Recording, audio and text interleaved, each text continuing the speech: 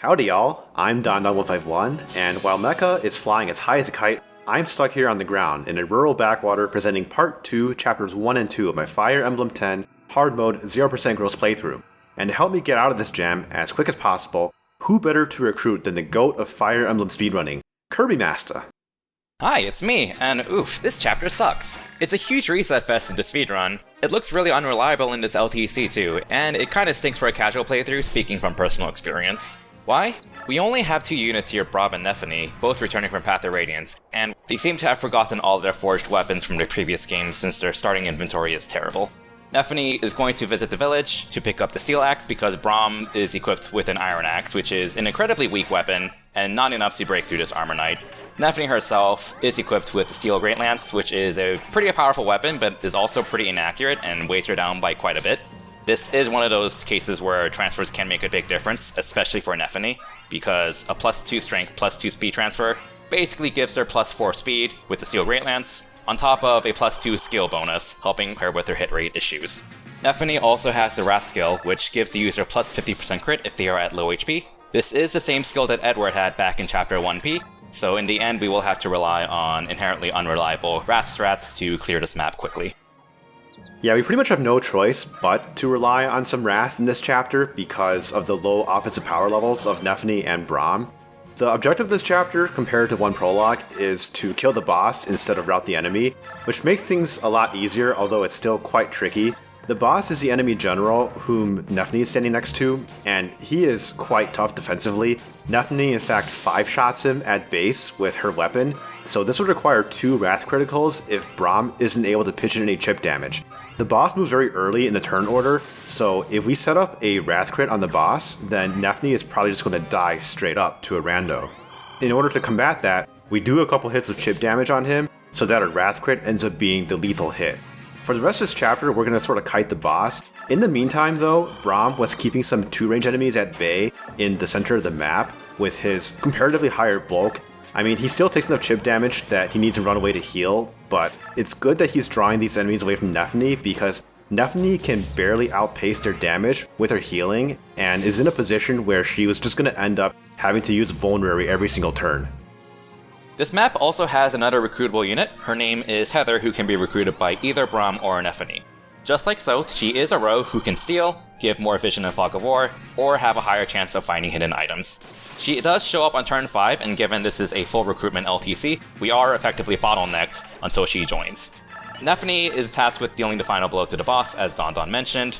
She can use a 10 HP healing herb or a 20 HP healing vulnerary to control how much HP she has in order to enter Wrath HP, but in this case, her HP was already high enough to not need to heal at all. And with that Wrath crit, that ends its terrible chapter 2-1 in 6 turns. 2-2, in contrast, is a much more interesting chapter, if only by virtue that there's a lot more playable characters. We have Nephenee, Brom, and Heather returning from 2-1, in addition to Neolucci and Leanne, who debuted in 2 Prologue. And then 3 more units who are new in this chapter. Not new to the series in general, because they're returning from Path of Radiance, which are Lucia, Lethe, and Mordecai. Lucia is the leader of this chapter, and the goal is to get her to arrive at a target square, which is basically a variant of C's. It's the same thing that Laura had to do back in chapter 1-2. The target square is all the way in the top right, and we have to navigate our way through the Fog of War and through the enemies here. There's a few other sort of interesting aspects to this chapter. Fully half of our playable units are Laguz, 3 of whom are not Leanne, and we have to figure out a way to get them online and manage their gauge as best as we can with a dearth of viable options to get them transformed, because none of them are like Volug in part 1. They don't have the Wild Heart skill, they have no way to be transformed immediately except by using a Laguz stone, and we really want to avoid using such a limited resource. There are several different paths to take to the boss, and the path that Don is taking with Lucia is one of the shorter paths, which also happens to have diffuse enemies blocking the way. Lucia herself is a very competent unit. She's really fast, but has kind of lowish strength. To compensate for that, she does have the Silver Sword, which is a very powerful weapon for her.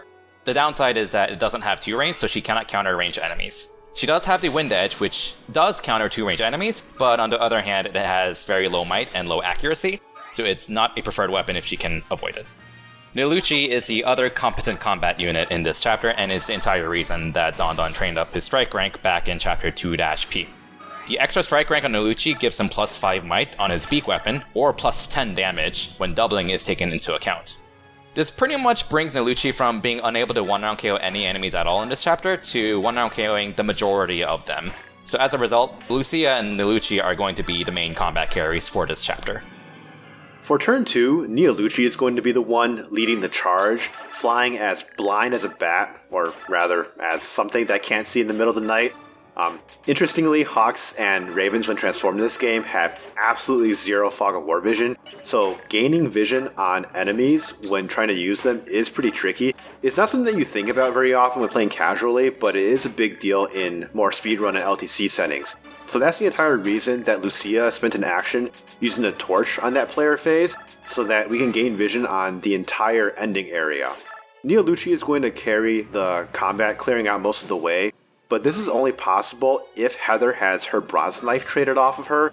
I don't understand why this happens. Radiant Dawn AI continues to work in mysterious ways, but if she had her bronze knife, then the enemies end up attacking in a slightly different order, and then Neolucci will get blocked by someone. But the way that the enemies move now, the 2-range enemies move before that soldier, and so a couple of them end up suiciding at 1 range before the soldier also conveniently takes himself out of the way.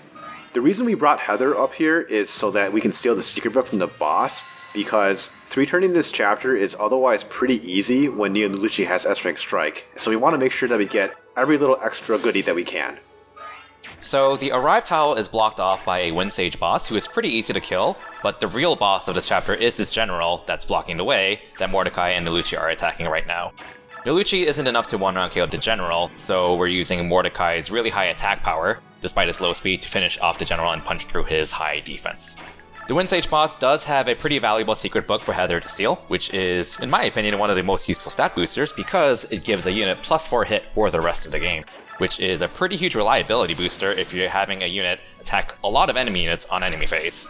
So Neolucci finishes off the Wind Sage boss here, and this will be the last of Lucia we see until part 4, so we've already traded off most of our inventory.